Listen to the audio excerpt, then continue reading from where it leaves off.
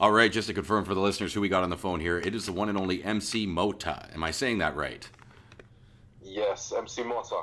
That's the way you pronounce it. Yes. That's awesome. And where does the name come from? I have to ask. Mota, it comes. Actually, it's a bit of a stupid story. Because I wasn't taking the whole MC thing seriously. When I started out, well, to make a long story short, I was kind of smoking a joint when I got my first booking, and they needed my MC name to put on the flyer, and I didn't have a name yet. And then I lived in Mexico for a year, like 10 years ago. So the first thing that popped into my mind was Mota, and I just thought to myself, I'll change it later, but it never never got changed. So. So you were kicking bars and you were an MC as a performer without a name.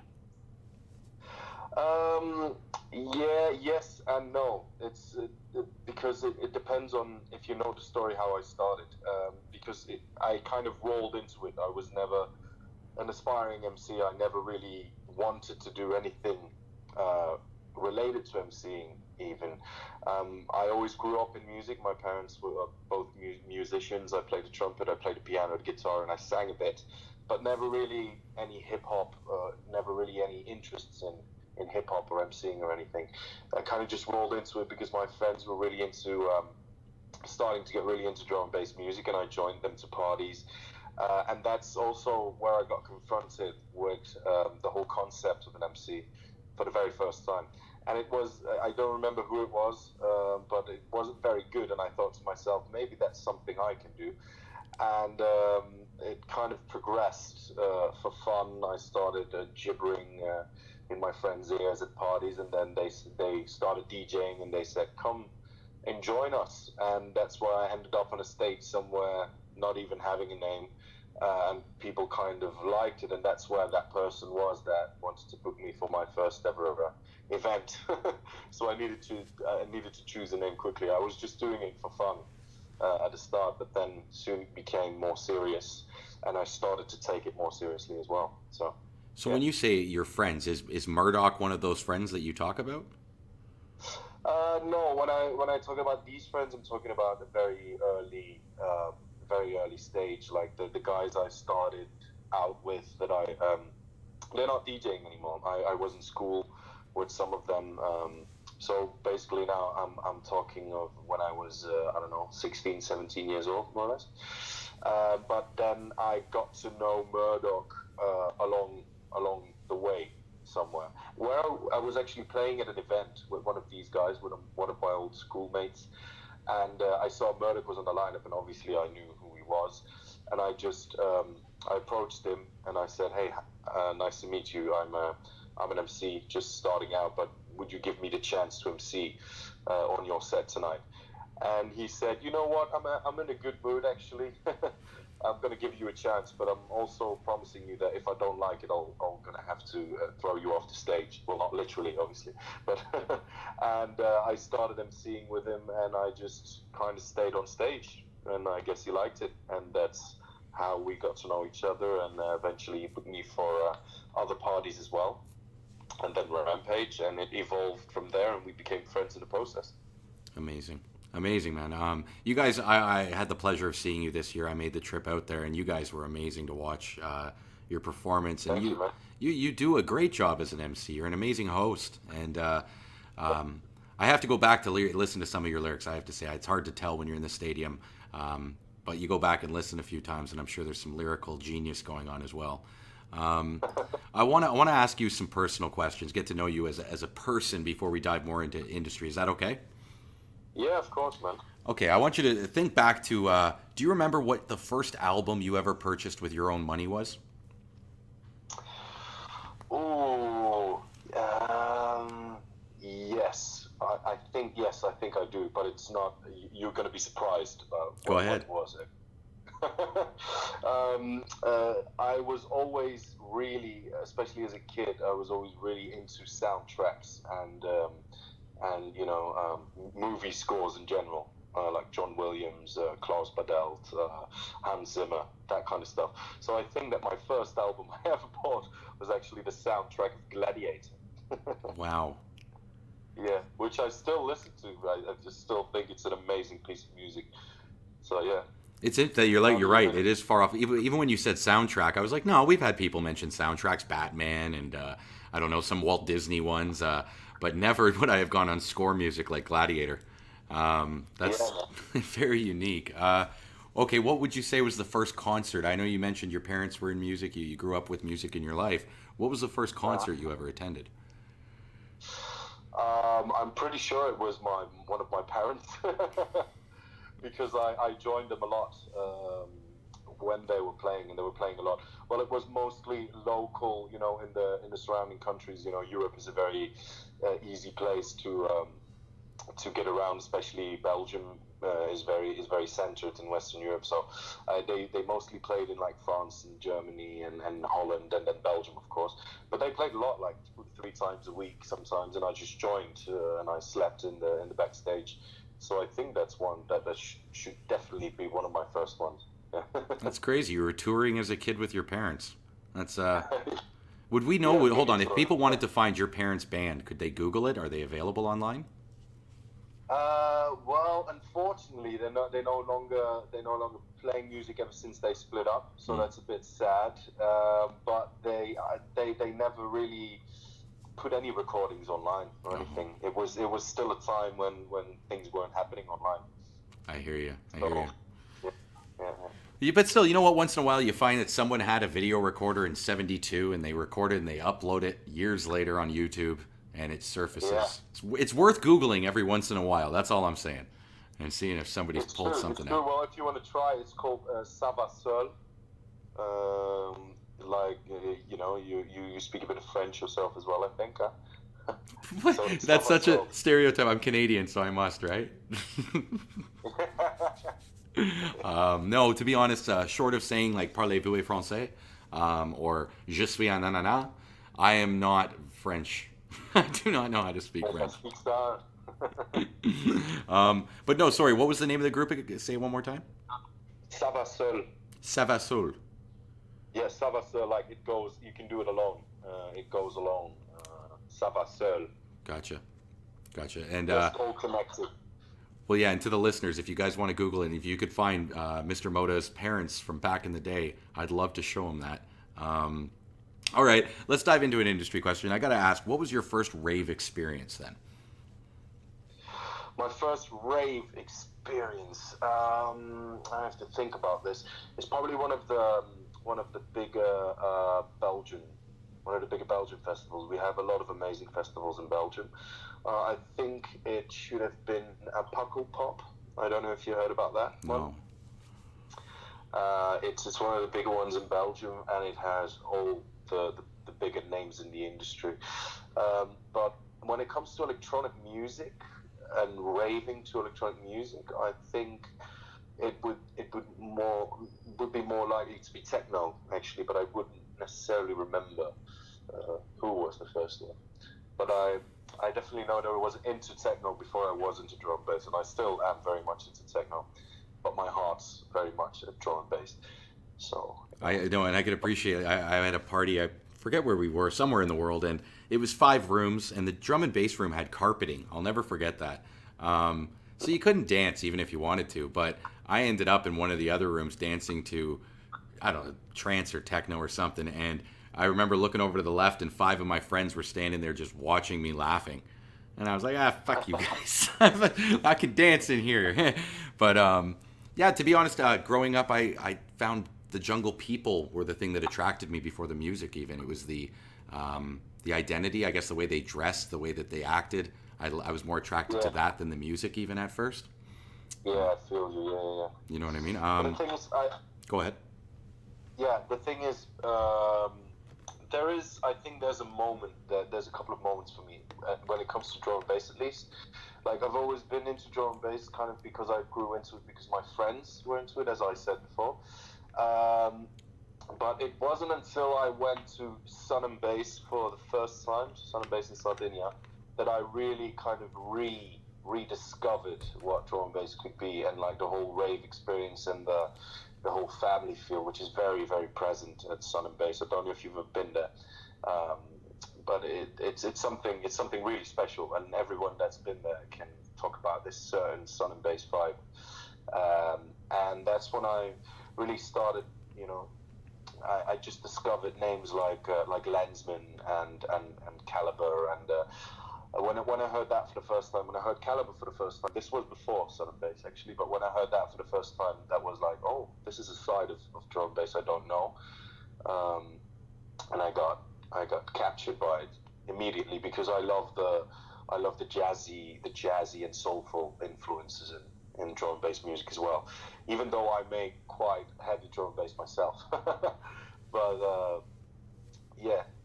Well, no, and it's drum and bass is a motley of sounds, right? You can do oh, sorry, 1 second. You can do a lot with the sounds in drum and bass. Dubstep, I think, has the same ability that you can create so many different unique styles within the one subgenre, if you will.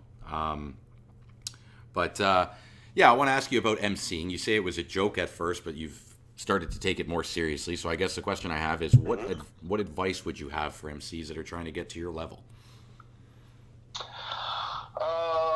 What advice do I have? What I found when it comes to MCing, for me, what's definitely worth mentioning is that for me it was, I think, easier to climb up, because I was in an industry, in a scene in Belgium where there wasn't just many MCs around, so that gave me a bit of an advantage. But what kind of made me secure my position, I think, and what I find very important as an MC as well, is that you should try to be versatile. You know, I think a good MC should have a little bit of everything. He shouldn't be a great singer, but he should be able to sing some lines. He should be able to move with the crowd, because he builds a bridge between the DJ and the crowd, as well as be different. Let's see, what else can I say? I want to touch. Hold on, can I just, sorry to interrupt you, Mr. Mota? When you talked about the singing aspect, I think of Stevie Hyper D, and when he would do that, like sway to the rhythm, and it's like, it wasn't that he had a good voice; it was that he was singing, and he made you want to sway to the rhythm. But I get you in the versatility. So many people are kicking bars these days. Nobody knows how to be a proper MC anymore. The art is being lost. Exactly, and I think that's a bit of the problem in the UK as well, is that there's so many MCs, there's so many kids that try to be an MC, and if they are in a club and they do get the chance to grab the mic for a bit, is that they overdo it a bit, because they want to prove themselves, you know. And that's not what it should be like. I think a good MC, ironically enough, should know best when to shut the fuck up as well. Sorry if I don't know if I can say that, but oh yeah, you can say fuck. You know what I mean? It's ironic, but that it's very important to know when to shut up as well. Almost as important as spitting the right bars at the right time, because you can completely destroy a vibe by doing something over vocals, especially. That's probably rule one: don't do stuff over vocals, unless you know the vocal quite well and you can do some kind of variation or harmony to it. So yeah. Well, it's honestly one of the things I really respected watching you guys at Rampage this year was yourself, Ton Piper, IC3, SP. Who was the one wearing the jacket, the jean jacket with the like diamonds on the back or whatever? He had like something on the back of his denim jacket. He was emceeing. I forget who it was. Anyways, you guys all did an amazing job when you talk about knowing when to shut up. I know all of you have the ability to just rip the bars if you needed to, but you didn't, and it was amazing. It was like I say, it's an art. It's not something anyone could just go up and do. And when people try and think, well, I got good bars, I think I can host this set. No, man, there's so much more to it. And yeah, it's about finding the right balance, and obviously, it's also, if you ever have the privilege to find someone that you can frequently play with, like I've had this with James Marvel, I had this with Maddock and Murdoch as well. If you know each other for many years, if there's some kind of emotional connection as well, that makes a tremendous difference, because it's about chemistry in music, and it's about chemistry on stage. That's also why I always ask my rider to be close enough to the DJ so we can interact, because I feel that's very important, because music is emotion, and even though the DJ is playing the music, still he's transcending his emotion, and I'm one of his instruments as well, to kind of voice that emotion. And if you don't have a good connection with one another, if you don't know each other, obviously you can host a DJ for the very first time and it can be amazing, but still there is something about that connection between DJ and MC that could make a set so much better. And it's such a privilege to do this with Murdoch, or with the other MCs, with the other DJs that I play with frequently, because it's so much fun as well. You share in the passion, you share in the moment. Yeah, that continuity that you describe, and we feel it in the audience too. You can tell when there's a vibe between the entertainers, whether it's back-to-back DJs or an MC and a DJ, or even two MCs. You can tell when they vibe together. Okay, let me ask you this. This is a fun question. Have you ever come over to North America? You ever been on this side? I have been there, but never to play music. No. Just to visit. So, but you're familiar with it. Are you familiar with a monument known as Mount Rushmore? Yes. Okay. I am. I haven't seen it live yet, but I obviously know the faces on the mountain. Yeah. All right, awesome. So you're familiar with the concept at least. And my question is, if you were to create a Mount Rushmore for jungle music, what 4 faces would you put? Oh, that's a very nice question. For jungle and drum bass in general, I mean. Yeah, exactly. Promoters, DJs, MCs, whoever. Okay, so basically, how many faces? 4, right? 4. 4 or 5? That's correct. 4. 4. But do they have to be old school legends? Or No, they can be anything. They can be anything you want them to be. Okay. Just from the top of my head, because this is something I would normally put a little bit more thought in, but Caliber would definitely be on there. All right. As an MC, someone who inspired me a lot, especially when it comes to this whole versatility thing, like using your voices in different ways and using your voice as the instrument, it would be T.A.F. Interesting. Okay. Because he's been a big influence. He's not necessarily a big name in the whole drum and bass or jungle genre, but he's been a big influence for me in that stage nonetheless. Wow. I like the T.A.F. answer because it is an obscure one, and you're going to give light to people. I hope people who hear that start Googling who's T.A.F. and how did he inspire voice, because I know I will be doing that after we finish speaking. But we've got 2. Let's get 2 more. We got two. Jeez. Let's say D-Bridge should definitely be on there as well. He was in the Bad Company group, wasn't he? Part of the Bad Company. Yeah. Yes. Yeah. Exactly. And then one of the most inspiring ones at this time, for me personally, and he's also Belgian, is Alex Perez. I'm familiar with Alex Perez, so that one I can actually. Familiar with Alex Perez? No, I am, only because I was just there. So okay, that's the only reason. Okay. I couldn't say I knew. He's definitely worth the Google. He's an amazing artist. All right, he's very what? Sorry, go ahead. No, I was saying that he's one of those guys who's very able to incorporate very classical, soulful, and jazzy influences in his music while still keeping it very classy and sophisticated. He does that very well, and that I think that brings me back to my passion for music scores. But he does it like an absolute pro. So yeah, Alex Perez. Well, you know what? You made mention earlier that you produce. Did you not say that? You're actually in production, not just as an MC, but are you making it? Well, at the time, it depends on who I work with. I love working with producers. For instance, James Marvel is one I worked a lot with, who's also one of my best mates.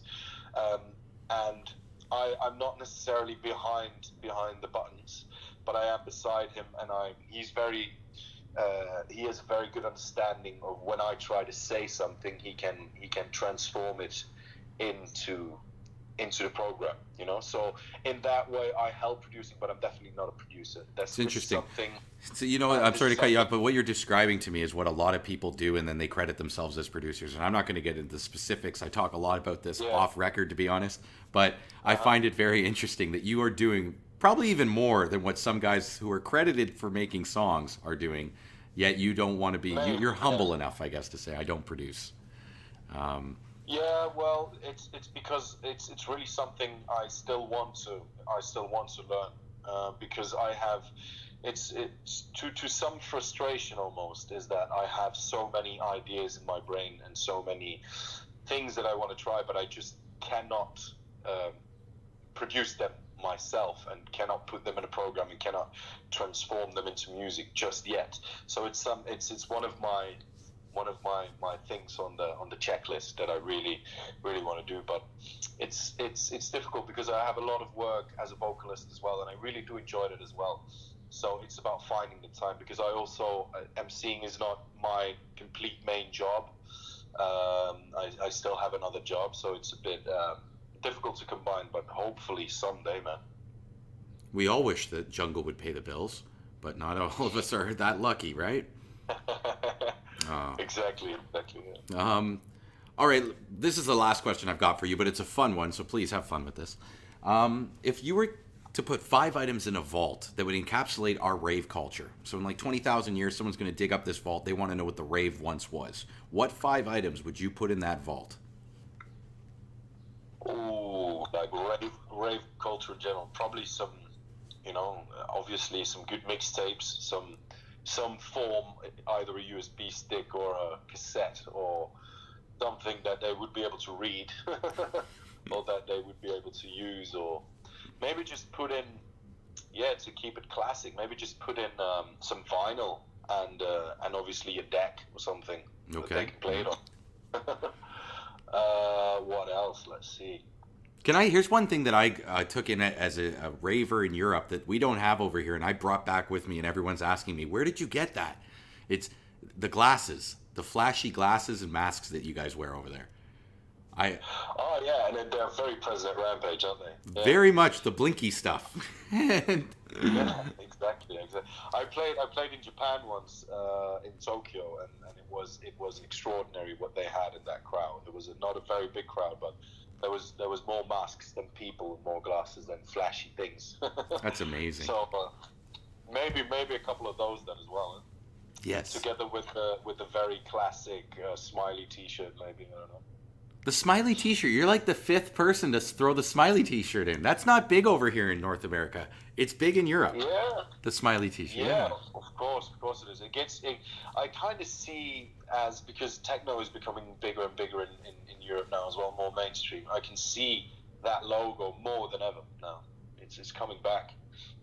Well, yeah. To be honest, Nirvana infamously killed the smiley face, if you will. Yeah. But yes, it is coming back. All right, do we have 5? I think we have one more item we need to put in the vault. And you could put anything. You could put a club. You could put a city. You could put a country. We could put MC Mota in there. Yeah, maybe.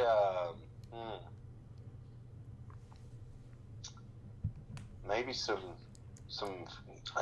It's very difficult to be able to experience something like this. So maybe some good video footage, man. I don't know. I like that. Video footage of what? Video footage of the evolution of raving. Wow, so we have a video catalog in there of 1986 all the way up to today. Yeah, actually, and this might be very interesting as well. I don't know. Have you ever heard of the documentary "The Sound of Belgium"? No. Because the whole techno new beat culture, it all originated from Belgium in the late 80s, and there's an amazing documentary on this and how it grew and how it's still present. It's definitely worth checking out, and it's about rave culture. So The Sound of Belgium.